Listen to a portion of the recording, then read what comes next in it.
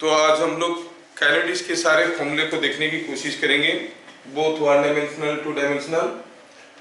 कोशिश करेंगे कि जितने भी कम समय में हो पूरा चैप्टर का सारा फॉर्मूला और कंसेप्ट हम लोग कवर कर लें, ठीक है। और सारी चीज़ का वाई हाउ बताएंगे, it will take more time. तो सारा फॉर्मूला बता देंगे। अगर आप कोई एक फॉर्मूला के ऊपर क्यों ऐसे हुआ पूछोगे तो after this class you can wait and I will explain. तो जिनको वाई मालूम है उनको सारा चीज याद आ जाएगा। तो फॉर्मूले में सारे छोटे छोटे चीजों को हम लोग नहीं लिखेंगे। We want to see one shot for kinematics.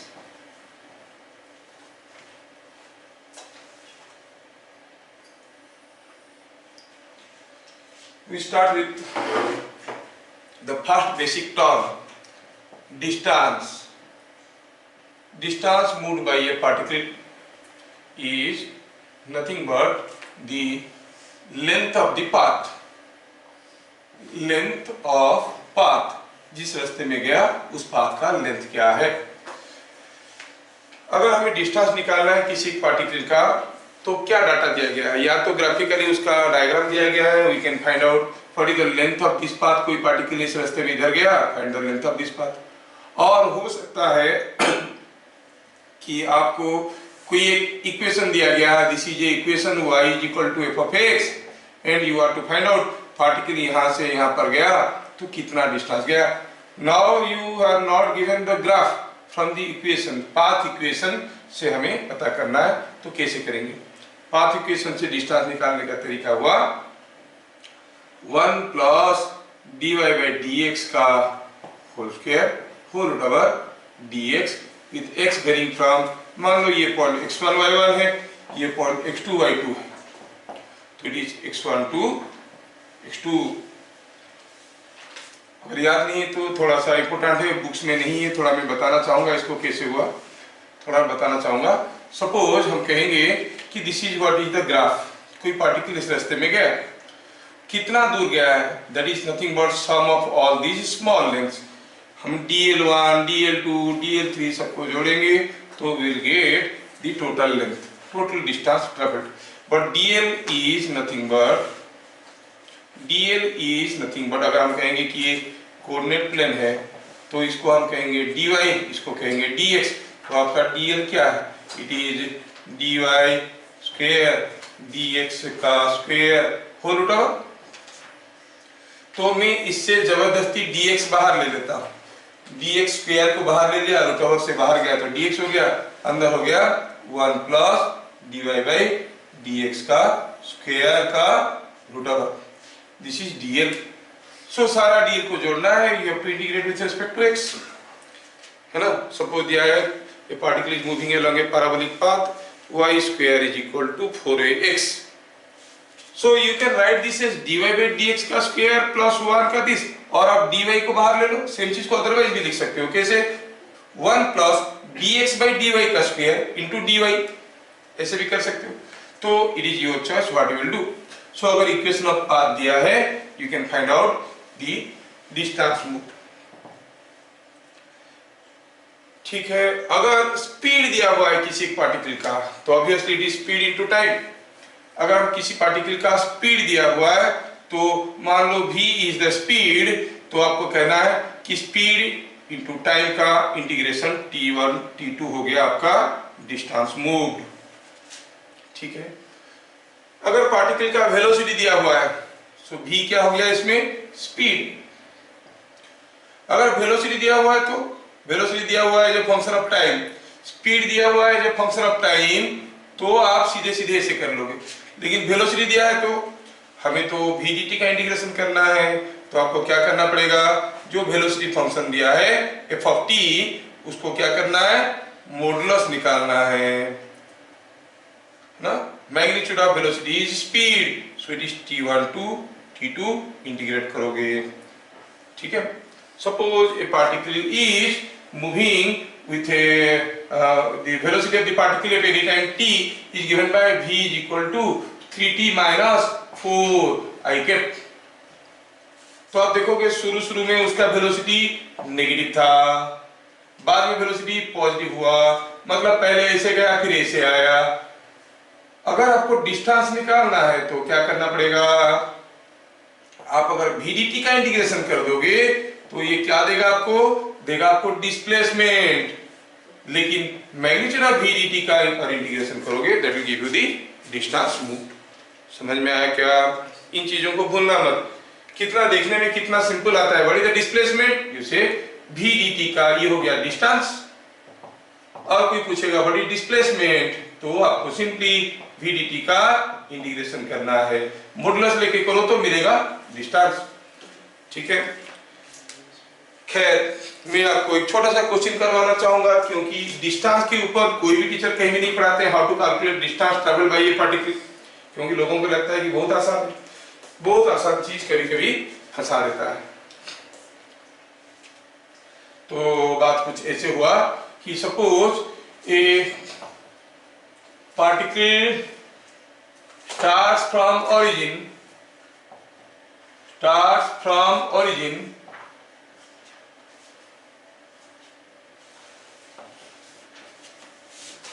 and moves with a velocity v is equal to, say it is 4 minus t I cap। ठीक है। Find displacement in 8 seconds, distance moved in 8 seconds। ध्यान रखना। Solution निकालने की कोशिश करेंगे तो कहेंगे displacement is equal to velocity dt का इंटीग्रेशन 8 सेकेंड में, है ना। और वेलोसिटी का वैल्यू दिया हुआ है समथिंग I कैप है, तो डिस्प्लेसमेंट में भी I कैप ही आएगा। तो आप कहेंगे डी 4 माइनस t का, है ना, डिस्प्लेसमेंट 4 माइनस t dt। इसका इंटीग्रेशन 8 सेकेंड में कितना आ रहा है देखो तो 4 का इंटीग्रेशन 4t, t का integration t square by 2, 0 to 8 डालो, 8 डालो तो upper limit minus lower limit 32 minus 64 by 2 32 हो गया 0 माइनस 0 इज इक्वल टू 0। ओहो, डिस्प्लेसमेंट इन 8 सेकेंड्स इज 0, मतलब 8 सेकेंड्स में जहां था वहीं पे वापस आ चुका है। What is the distance moved. अब डिस्टेंस मूव्ड जानने के लिए पहले हम अपना कन्वेंशनल तरीके से करते हैं, फिर अपना वाला ये वन शॉट वाला फॉर्मूला लगा के करेंगे। ठीक है, ठीक है। कन्वेंशनल तरीके से क्या, कन्वेंशनल तरीके से ड्रॉ करके देखते हैं। कन्वेंशनल तरीका ये है कि if I go for the velocity time diagram, ठीक है, eight t is equal to 0 velocity was 4 and this is time, so as t increases velocity decreases, at t is equal to 4 velocity was 0, if you further increase time velocity becomes negative, at t is equal to 8 the velocity must be t is equal to 8 में velocity is minus 4। vt diagram मिल गया। देखो तो ये area बराबर है कि नहीं, इसीलिए टोटल डिस्प्लेसमेंट 0 हो रहा था, क्योंकि ये पॉजिटिव एरिया था, ये नेगेटिव एरिया था। वन स्लॉट क्लास तो सिर्फ उनके लिए है जो चैप्टर खत्म कर चुके हैं, बिगिनर्स के लिए नहीं है। It's not for the beginners, जो चैप्टर्स खत्म कर चुके हैं और एग्जाम बैठने जा रहे हैं उनके लिए है। तो हम कहेंगे कि ये पॉजिटिव नेगेटिव एरिया मिलकर 0 हो गया, डिस्प्लेसमेंट 0। डिस्टेंस पूछे तो this area plus this area, तो इसका एरिया निकालो और डबल कर दो। तो हम क्या कहेंगे, distance moved is equal to half 4 into 4 का double is 16 metre. So the distance moved is 16 metre. ये हमारा कन्वेंशनल पुराना तरीका है जानने का, और हम ये कर पाए क्योंकि t जो है लीनियर था। बस इसको t स्क्वायर कर दो, ये ग्राफ टेढ़ा हो जाएगा और धुआं निकल जाएगा। इस तरीके से नहीं कर सकते। You can not find out the area, isn't it. अब अगर t के जगह t स्क्वायर कुछ होता, दूसरा कुछ होता, हम सीधे सीधे से लीनियर फंक्शन नहीं मिलता, तो क्या करते, हमारे पास कोई दूसरा तरीका है नहीं। तो अपना तरीका क्या कहता है, distance moved is equal to v का मॉडुलस dt 0 to 8। अच्छा देखो ये जो v है v minus 4 minus v equal to 4 minus t, 4 minus t v equal to 4 minus t, है ना।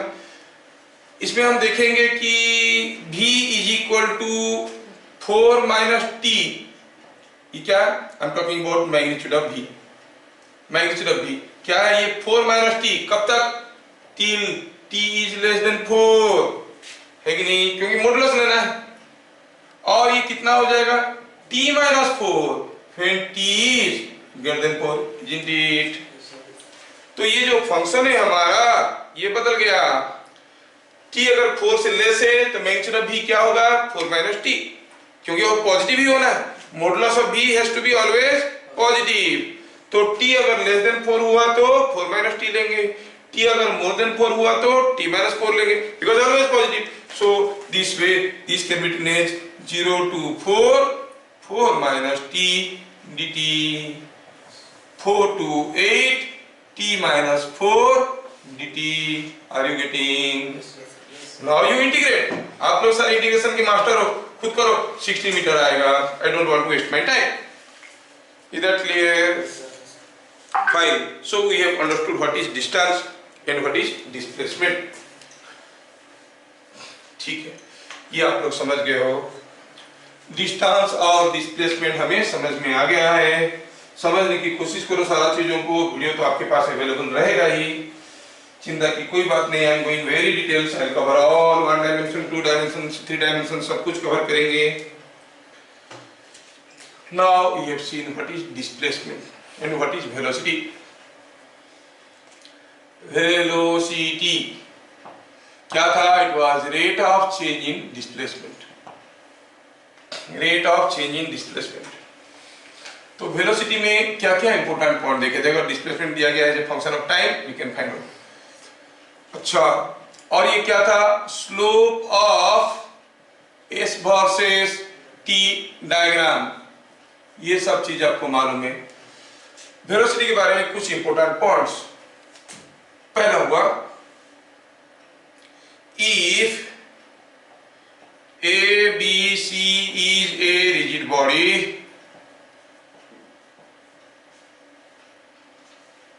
and B is midpoint of A and C, then कोई एक रिजिड बॉडी है, इसमें ये पॉइंट A है, ये पॉइंट B है, ये है C, then VB is equal to VA plus VC by 2। सारे इंपोर्टेंट पॉइंट को कवर करेंगे, ये ऐसा होता है, ठीक है। दूसरा इंपोर्टेंट पॉइंट हुआ फॉर ए रिजिड बॉडी, ये चीज आपको समझ में आ गया। और कोई बॉडी मोशन में वेलोसिटी ऑफ ए दिया गया है, something I cap something J cap, velocity of C दिया गया है, पूछा वेलोसिटी ऑफ बी, सीधा VA प्लस VC बाई 2 कर लो, या फिर बी और सी दिया है, ए निकालना है, इसी फॉर्मूला का मॉडिफिकेशन करके आप कर सकते हो। फॉर ए रिजिड बॉडी आप कहोगे कि velocity of point A along AB is equal to, along the vector AB is equal to velocity of point B along vector AB। कोई एक रिजिड बॉडी है और किसी एक समय में ये कुछ, मान लो ये कोई एक रिजिड बॉडी है, ये पॉइंट A है, ये पॉइंट B है, और मान लेते हैं कि ये पॉइंट का वेलोसिटी किसी एक समय में ऐसा है और ये पॉइंट का वेलोसिटी कुछ मान लो कि ऐसा है, वेलोसिटी ऑफ A। तो velocity of A along AB, remember AB मतलब इस डायरेक्शन में, component of VA along this direction is equal to component of VB along this direction. मैं कभी देखा हूं कि कोई पॉपुलर टीचर, बहुत ही पॉपुलर टीचर ऑनलाइन पढ़ाते हैं, ए का वेलोसिटी इस डायरेक्शन में इज इक्वल टू बी का वेलोसिटी इस डायरेक्शन में करके कर लिए न्यूमेरिकल, और आंसर भी निकाल दिए, बोले कि देखो बुक ने दिया है गलत, मेरा सही है। रिमेंबर, दोनों का velocity along the vector A B, B का velocity in this direction is equal to A का वेलोसिटी इन दिस डायरेक्शन। ठीक है, तो ए का और बी का दोनों का velocity along the line A B has to be same if it is a rigid body. Concept को यूज कर सकते हैं, जैसे मान लो कि कोई एक लेडर रखा है और मान लो कि ये एंगल थीटा है, सपोज ये एंड ए है, ये एंड बी है, किसी एक समय में इसका वेलोसिटी v है, vb है और इसका वेलोसिटी va है, तो va vb में क्या रिलेशन है?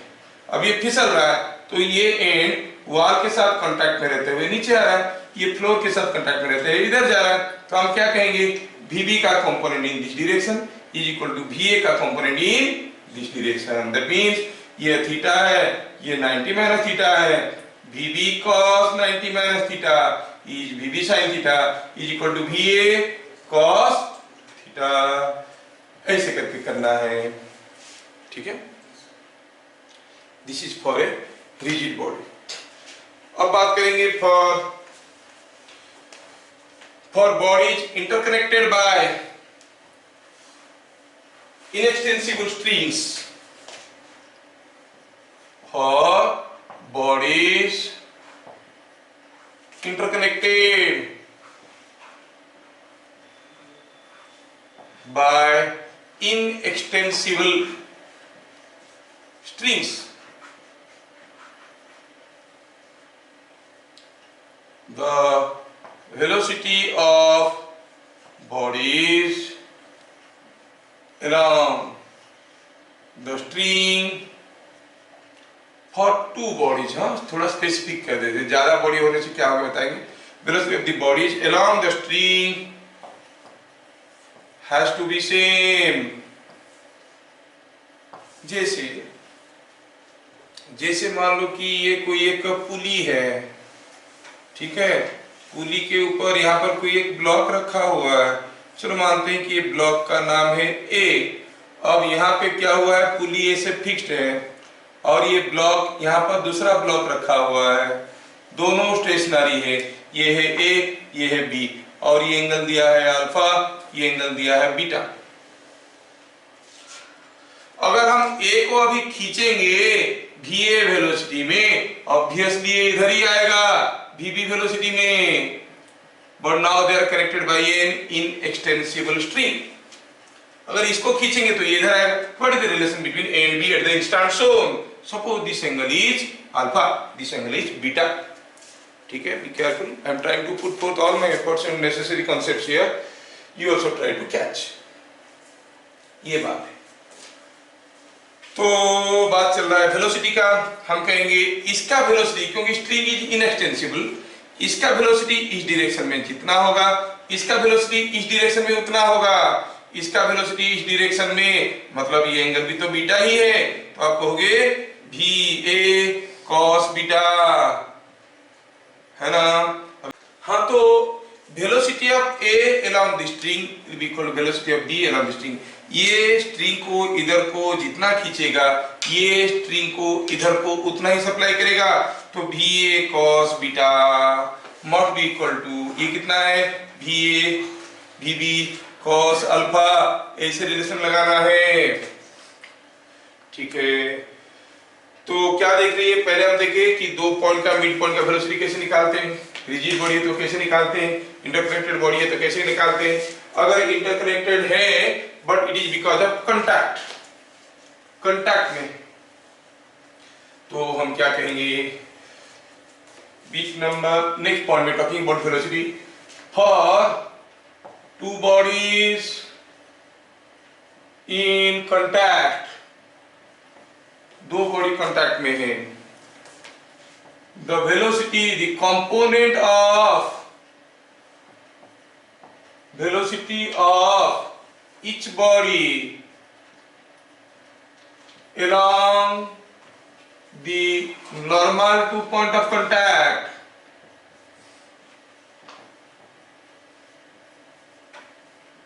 is same। मतलब ऐसा है कि सपोज हम कहेंगे कि यहाँ पर कोई एक स्फीयर रखा है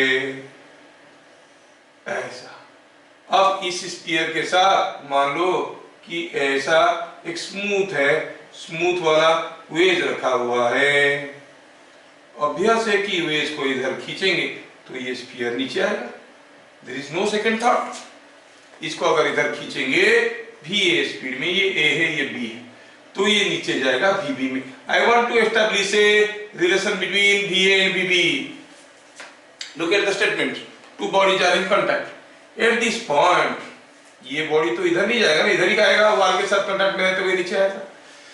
तो this is the normal at the point of contact, ठीक है। अब ये पॉइंट का वेलोसिटी इस डायरेक्शन में जितना होगा, ऊपर वाले का वेलोसिटी उसी डायरेक्शन में उतना ही होगा। Are you getting? कहने का मतलब हुआ velocity of B in this direction, velocity of B in this direction will be equal to velocity of A. ये वेज का वेलोसिटी ए, तो इसका भी वेलोसिटी ए है, इसका भी ए है, इसका भी ए है, इसका भी ए है, ये भी ए है। तो velocity of A in this direction has to be same, velocity of b in this direction and velocity of a in this direction has to be same, that's why they are in contact। ये इधर जितना जा रहा है उधर उतना ही जा रहा है, इसलिए तो कांटेक्ट में है। Clear? yes। now suppose this angle is given theta. हाँ तो ठीक है, ये थीटा है तो ये कितना होगा, VB का ये कंपोनेंट, ये थीटा है तो ये हो गया परपेंडिकुलर ड्रॉ करो, ये हो गया 90 माइनस थीटा, 90 माइनस थीटा हो गया तो ये हो गया थीटा, ये हो गया थीटा तो ये हो गया 90 माइनस थीटा, ये हो गया 90 माइनस थीटा, तो VA sin थीटा समझ में आना चाहिए। और ज्यादा चीज बढ़ा करके फिगर ड्रॉ करना पड़ेगा। ये एंगल आ रहा है 90 माइनस थीटा, ये 90 माइनस थीटा आ रहा है तो ये आएगा थीटा, ये आएगा थीटा, तो आएगा VB cos थीटा। सो अगर दो बॉडी कांटेक्ट में है और दोनों मूव कर रहे हैं, रिजिड बॉडीज है, तो रिलेशंस कुछ ऐसे एस्टैब्लिश होंगे। कनेक्टेड बाय इनएक्सटेंसिबल थ्रेड तो कुछ ऐसे होंगे। तीसरा हुआ for number of masses connected. हम लोग अभी देख रहे हैं सिर्फ दो ही मास कनेक्टेड है। If a number of masses are connected by a पुली,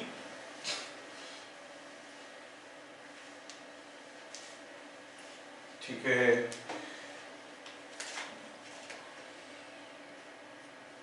अगर ऐसा कोई एक अरेंजमेंट है, और जिसमें हम कहेंगे कि एक पुली के साथ रिलेटेड है और ये पुली को मान लो हम VA वेलोसिटी में खींच रहे हैं और पता चला किसी एक समय में इसका वेलोसिटी VB है, इसका वेलोसिटी VC है, तो क्या कहेंगे, ये जितना जाएगा ये दोनों का सम का आधा जाएगा, तो हम कह सकते हैं VA is equal to VB plus VC/2। ये बड़ी पावरफुल फॉर्मूला है और आपको इसको समझना चाहिए। जैसे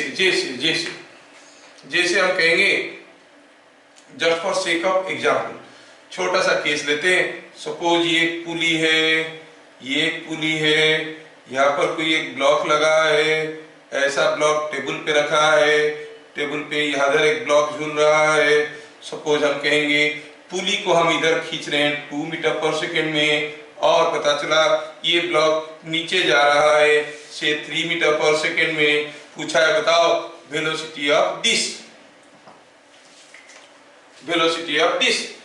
हमें मालूम नहीं है क्या है velocity of this. Suppose it is V।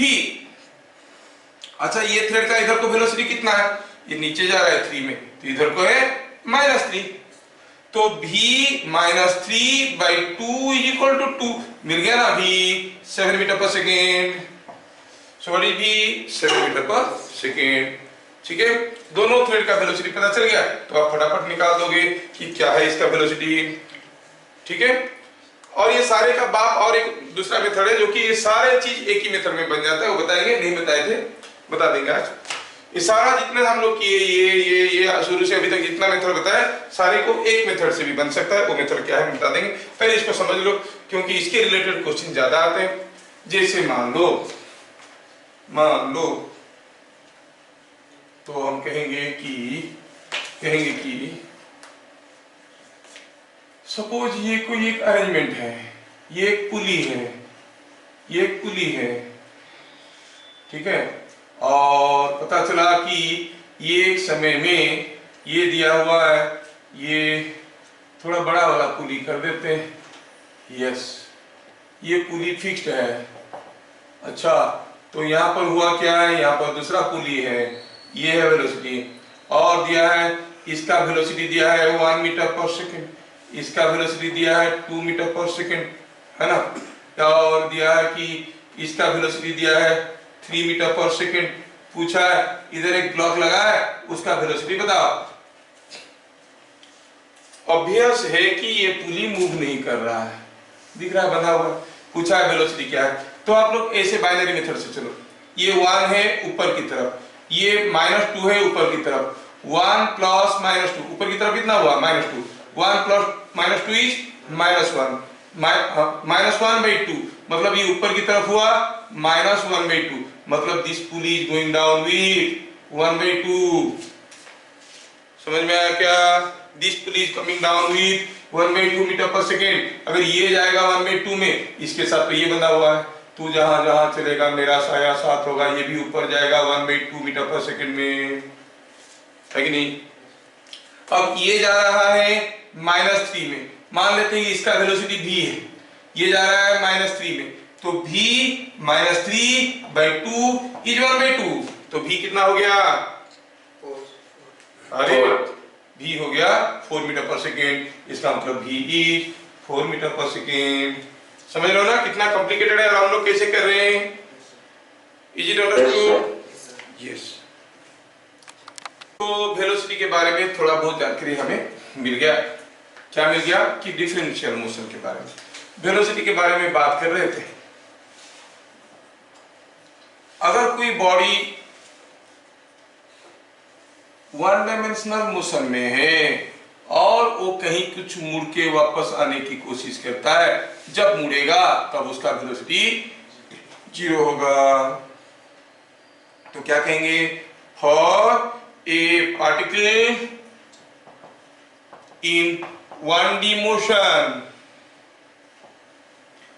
the velocity is 0 at point of reversal। जब वो ऑफ डायरेक्शन, जब अपना डायरेक्शन को रिवर्स करेगा तब उसका वेलोसिटी 0 होगा, है ना। तो अगर कहेंगे कि suppose displacement of a particle at any time t is given by -4t square plus 72 meters, I kept meters, ठीक है। डिस्प्लेसमेंट ऐसे दिया गया है। फाइंड टोटल डिस्टेंस मूव्ड, ये क्या था? हाँ ये क्वेश्चन है, क्वेश्चन है। Find the total distance moved by the time its displacement is 0। जब डिस्प्लेसमेंट 0 हुआ तब तक कितना डिस्टेंस गया है।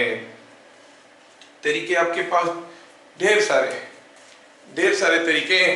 पहला तो है कि फास्ट मेथड हुआ कि जैसे जैसे हम लोग देखे थे dx/dt कर दो, dx/dt करने से मिलेगा आपको -8t, है ना, आइके, क्योंकि 72, अच्छा 72t ले लेते हैं, 72t।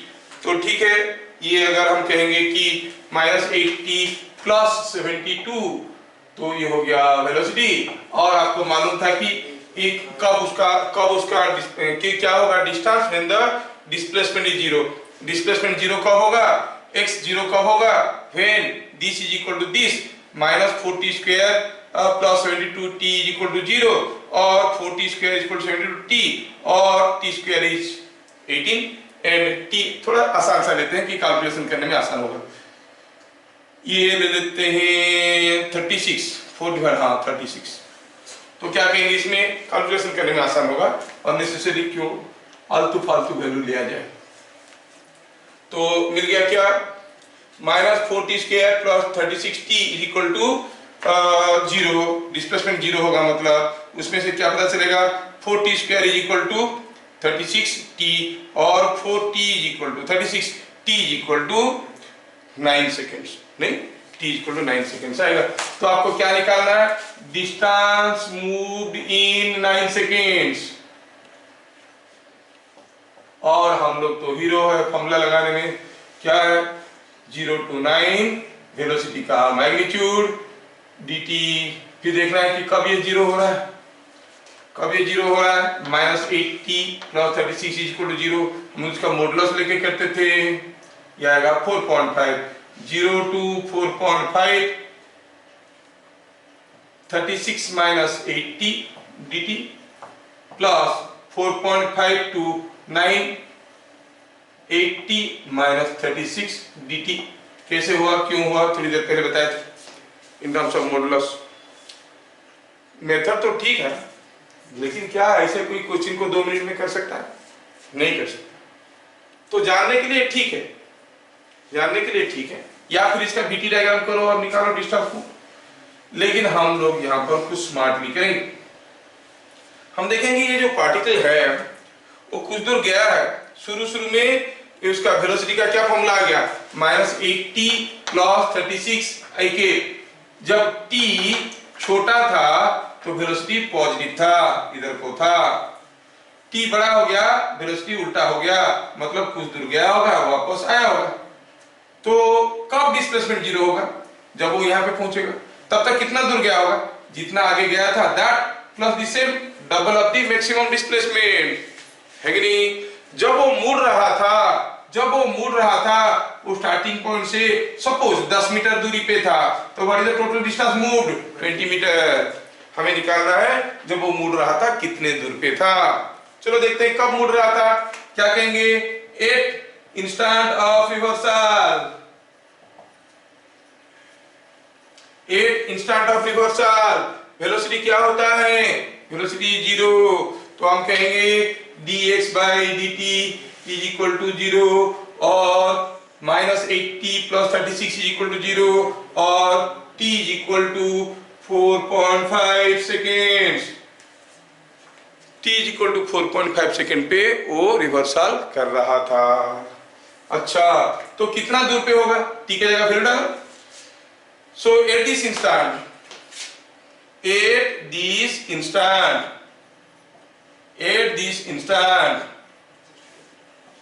x कितना था, x का वैल्यू तो दिया हुआ है, t की जगह 4.5 डालो, x कैन बी फाउंड, वो इतना दूर पे था। अच्छा, what is the total distance moved, so it is equal to x0, जो भी x0 निकल गया, तो what is the total distance moved, ये total distance moved is equal to 2x0। तो जब तक उसका डिस्प्लेसमेंट जीरो होगा तब तक ये आसान हो गया, इसमें आप जल्दी कर सकते हो, है कि नहीं। So we have understood velocity का डिफरेंशियल अप्रोच, ठीक है। वेलोसिटी का कैलकुलस अप्रोच देख लिए। वेक्टर अप्रोच में देखेंगे तो v is equal to vx ik plus vy j होता है, और v होता है ds by dt का वैल्यू v होता है, जबकि s होता है sx ik plus sy j। तो हम कहेंगे इसका डिफरेंशिएशन क्या हो जाएगा, it will be dsx by dt ik dsy by dt jk। तो क्या समझ में आया, vx is dsx by dt, vy is dsy by dt, ये चीज समझ में आना चाहिए। इसके ऊपर अक्सर क्वेश्चन आते हैं, तुम्हें बताना जरूरी समझा। ए particle starts from origin and moves in such a way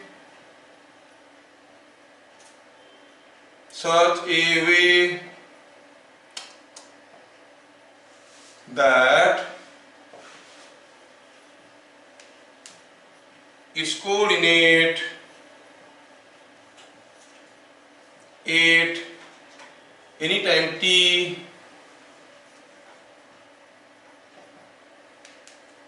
is given by 4t plus 60 plus 2, ये XY प्लेन में जा रहा है। ठीक है, ठीक है। तो क्या पूछा है? 4t²। तो क्या पूछा है? पूछा है find velocity of particle at t equal to 1 second. ऐसा क्वेश्चन काफी बार पहले आ चुका है। ठीक है, मैं इस फॉर्मूला की यूटिलाइज करवाने की कोशिश कर रहा हूं। तो यहाँ पर कोई पार्टिकल ओरिजिन से चलना शुरू किया, किसी एक समय में ऐसा एक पॉइंट में है जो 4t², 60 प्लस 2 में है। ठीक है, तो ये उसका डिस्प्लेसमेंट है। ठीक है, डिस्प्लेसमेंट का एक्स कंपोनेंट क्या है? ये कितना है? 40²। तो सॉल्यूशन में क्या कहेंगे?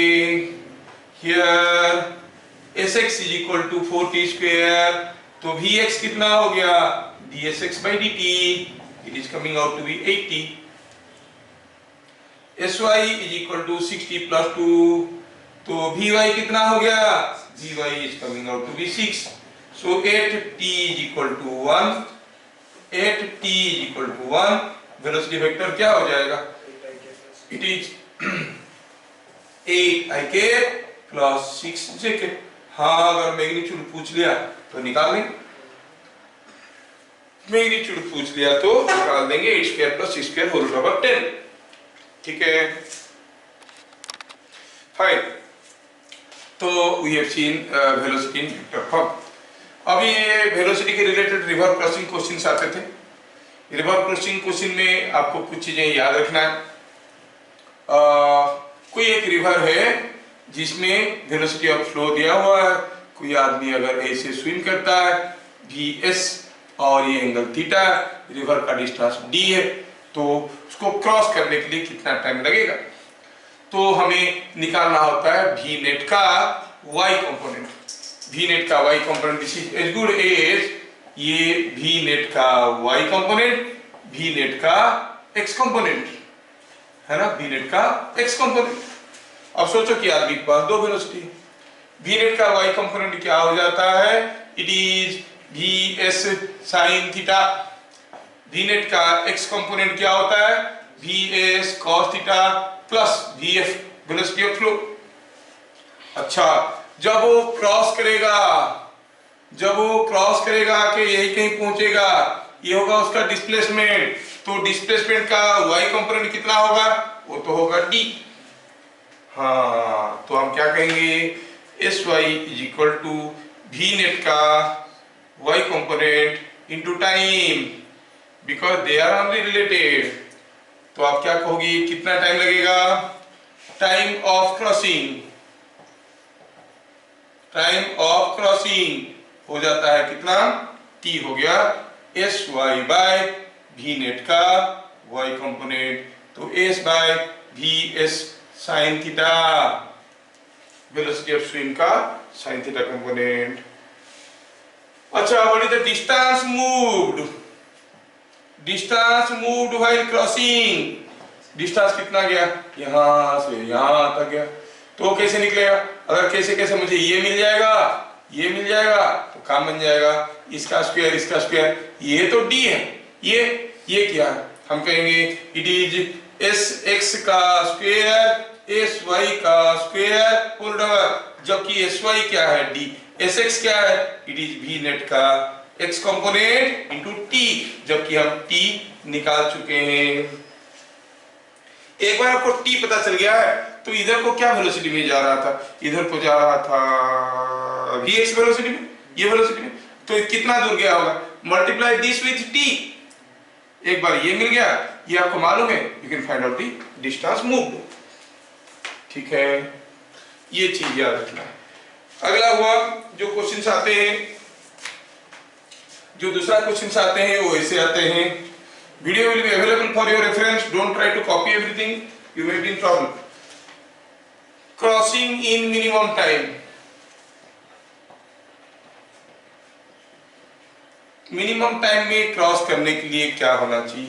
ही हैज टू मूव, अगर फ्लो ऐसा है क्रॉस करने के लिए, swimmer has to move like this and the minimum time is given by कितना? It is d by velocity of swimmer. And in that case swimmer इधर को जाएगा तो मिनिमम टाइम में क्रॉस करेगा, लेकिन पहुंचेगा नहीं यहाँ पे, पहुंचेगा कुछ यहाँ पे। Then what is the distance moved? Distance moved is sx का square, sy का square whole double. So for crossing, the swimmer has to move perpendicular to the flow to crossing in minimum time. किसी भी दूसरे angle में जाएगा तो हो सकता है कि उसका रिजल्टेंट स्पीड, ये स्पीड का रिजल्टेंट स्पीड ज्यादा होगा, लेकिन टाइम ज्यादा लगेगा।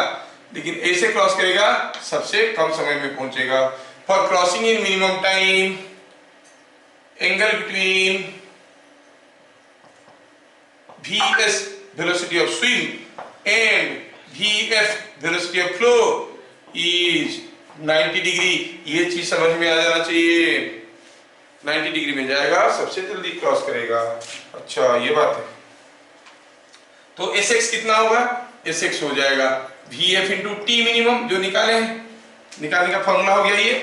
मिनिमम टाइम क्या लगेगा? D by V S. और एस वाई क्या होगा? एस वाई तो डी है, तो once you know V F and T minimum, you know S Y, so you can find out the distance move. ठीक है, next, to reach a specific point at other side,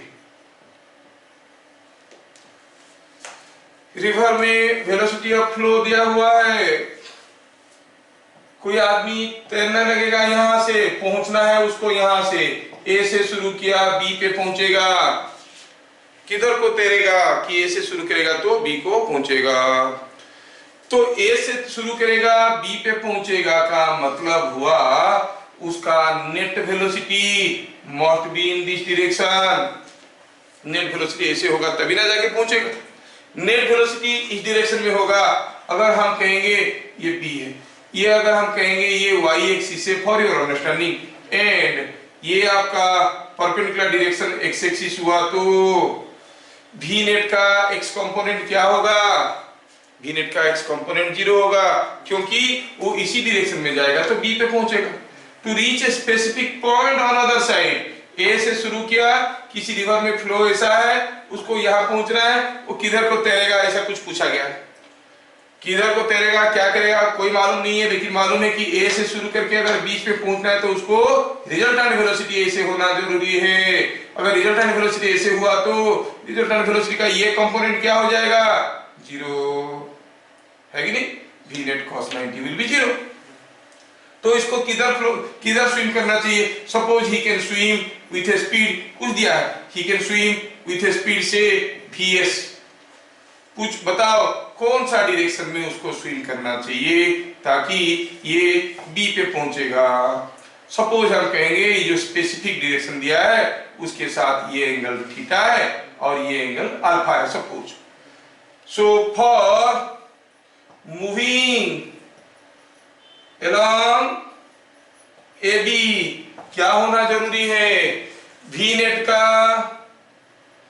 x component, ये जो V net है उसका x component should B 0।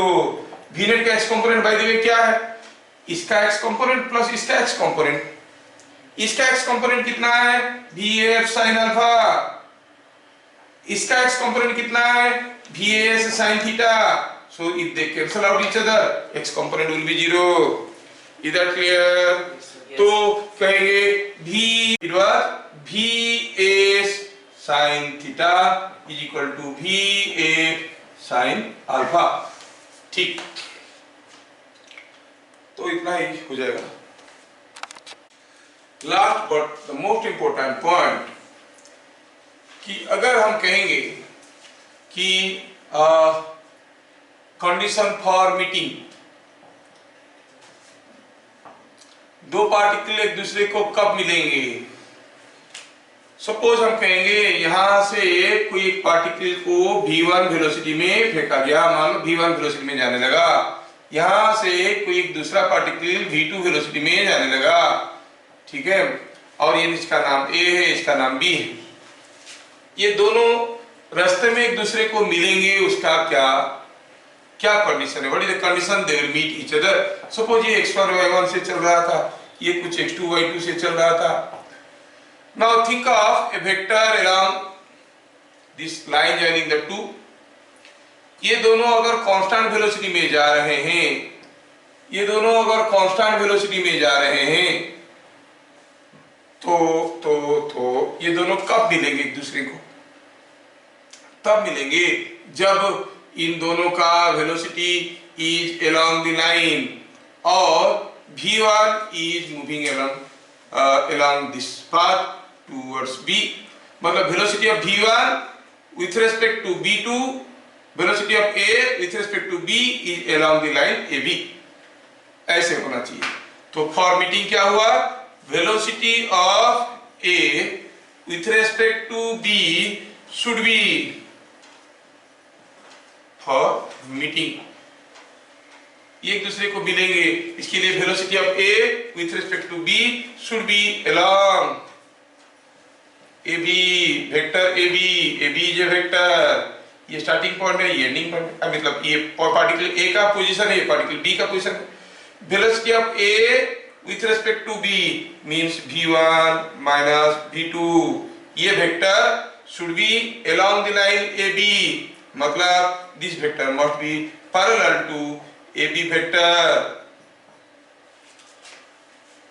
इसको हम ढेर सारे तरीके से लिख सकते हैं, ढेर सारे तरीके से लिख सकते हैं। दो वेक्टर पैरेलल है तो इसका x कंपोनेंट बाई इसका x कंपोनेंट इक्वल टू इसका y कंपोनेंट बाई इसका y component should be equal to positive quantity, ये भी कर सकते हैं। पैरेलल है तो क्रॉस प्रोडक्ट विल बी 0, वो कोई भी तरीके से आपको दे देंगे मल्टीपल ऑप्शंस में। Which of the following condition must satisfy so that a will be able to reach b, तो v1 माइनस v2 का x कंपोनेंट बाय AB का x component must be equal to v1 minus v2 का y component by AB का y component and the ratio must be positive again. दूसरा हुआ their cross product must be 0, their unit vectors must B same. Unit vectors मतलब आप कहोगे v1 minus v2 vector by magnitude of v1 minus v2, magnitude of v1 minus v2 must be equal to AB by magnitude of AB, unit vectors has to be same। तो ढेर सारे तरीके से same statement को लिख सकते हैं। तो ये दोनों मिलेंगे कब, पहला कंडीशन हुआ, कभी कभी पूछ लेते हैं जेई वाले, उनका तो दिमाग खराब रहता है, ये कंडीशन होगा तब, और हम कहेंगे v1 minus v2, v1 minus v2 निकालो और इसका क्रॉस प्रोडक्ट करो AB के साथ, शुड बी 0, ये हो गया। ये कंडीशन होने से भी चलेगा क्योंकि ये दोनों पैरेलल है ना। तीसरा हुआ v1 minus v2 का x component must be divided by AB का x component is equal to v1 minus v2 का y कंपोनेंट AB का डिवाइडेड बाय AB का y कंपोनेंट। जैसे दो वेक्टर पैरेलल है पता करने की तरीका है ना, अगर हम कहेंगे कि A is a vector axik plus ayj, B is a vector bxik plus byj, ये दोनों पैरेलल है। कंडीशन क्या है, ax by bx must be equal to ay by by must be equal to a positive constant, तो हो गया parallel, आपको मालूम होगा। और ax by bx is equal to ay by by हुआ, but the ratio is negative, तो anti parallel, ठीक है ना। ये तो किसी भी बुक में नहीं है, these things are not available in any of your books। तो इसमें ये दोनों पैरेलल है, आप उनको ऐसे भी चेक कर सकते हो, दोनों का x कंपोनेंट y कंपोनेंट लेके, ठीक है। तो ये हो गया कंडीशन फॉर मीटिंग। तो वेलोसिटी के बारे में हम लोग ढेर सारे चीज देखे, अब न्यूमेरिकल में उसको अप्लाई करना है और प्रैक्टिस करना है। Now will see what is acceleration, the two uniform acceleration and non uniform acceleration. We'll see acceleration। Acceleration में हम जानते हैं कि acceleration is rate of change in velocity, say vector, you see it is second derivative of displacement, or it is v dv by dx, velocity multiplied to the slope of with respect to x axis. Acceleration को तीन तरीके से करते हैं, but acceleration is the cause and these are the effects. Who is the cause of acceleration? Force. बिना force का acceleration नहीं होता है। तो कोई बॉडी यूनिफॉर्म एक्सीलरेशन मोशन में जा रहा है, मतलब for uniform acceleration motion, for uniform acceleration motion हम कहेंगे F must be constant. What is that? The force acting on a body. Force acting on the body is constant in magnitude as well as direction. हम कहेंगे uniform acceleration motion. कोई चीज को ऐसे फेंको, ऐसे गया, ऐसे गिरा, तो रास्ते में उसके ऊपर एक ही फोर्स आ रहा था, तो ये हुआ यूनिफॉर्म एक्सीलरेशन मोशन। ये हो गया यूनिफॉर्म एक्सीलरेशन मोशन। कोई बॉडी सर्कुलर पाथ में घूम रहा है न्यूक्लियस की चारों तरफ, अब कभी उसके ऊपर फोर्स ऐसा है, कभी ऐसा है, फोर्स मैग्नीट्यूड चाहे कांस्टेंट हो, डायरेक्शन तो बदल रहा है। सो it is a non uniform acceleration motion, A is not constant। तो यूनिफॉर्म एक्सीलरेशन मोशन है तो उसके लिए क्या क्या रूल्स है देखेंगे। नॉन यूनिफॉर्म एक्सीलरेशन मोशन है तो क्या क्या रूल्स है, वो सारा चीज को हम लोग एक एक करके अभी देखेंगे। बेसिकली एक्सीलरेशन होगा कब? जब वेलोसिटी बदलेगा। वेलोसिटी बदलने के लिए हो सकता है कि स्पीड बदल रहा है या फिर डायरेक्शन बदल रहा है या फिर दोनों बदल रहे हैं। ओके, चलिए तो बात करेंगे पहले हम लोग यूनिफॉर्म एक्सीलरेशन मोशन का। पहला पॉइंट, बेसिक फॉर्मूले सबको मालूम है, हम नहीं बताएंगे, आपको मालूम होगा। हम क्यों बताएं कि आपको ये सब चीज आपको आता है। b square is equal to u square plus 2as, ये सब इक्वेशन मालूम है। Ascent displacement in the nth second of motion is u plus a by 2 into 2n minus 1। ये था फर्स्ट लॉट ऑफ फॉर्मूले जो बच्चा को मालूम है ना, तो ये चीज मालूम है। दूसरा हुआ if u is 0 a is constant। कोई पार्टिकल से जा रहा है, पहला t सेकंड में गया x1 डिस्टेंस, दूसरा t सेकंड में गया, दूसरा t सेकंड में गया x2 डिस्टेंस, तीसरा t सेकंड में गया x3 डिस्टेंस, और it is moving with constant acceleration. पहला t सेकंड में गया x1 डिस्टेंस, दूसरा t सेकंड में गया x2, तीसरा t सेकंड में x3। तो आपको दो चीजें मालूम है कि x2 minus x1 is equal to x3 minus x2 and so on. दूसरा है x1 is to x2 is to x3 is equal to 1 is to 3 is to 5 and so on, है ना। If u is not 0 then x2 minus x1 is equal to x3 minus x2, that is x1 x2 x3 are in AP। अगर u 0 है AP में भी रहेंगे और क्या होगा, रेशियो विल बी 1:3:5। अगर 0 नहीं है तो AP में रहेंगे लेकिन रेशियो 1:3:5 नहीं होगा।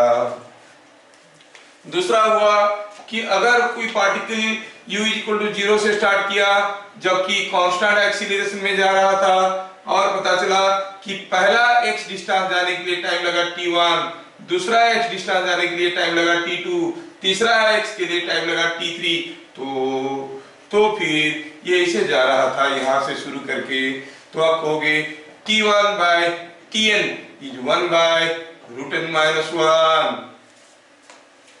ठीक है, that means अगर हम निकालेंगे t1 is to t2 is to t3, तो हम कहेंगे ये root n minus root over of n minus 1, ऐसे याद रखो। तो t3 ये सब का रेशियो क्या हो जाएगा, it will be 1 is to root 2 minus 1 n के जगह 2 माइनस 1 हो गया 1 is 2, n के जगह 3 √3 minus √2, are you getting?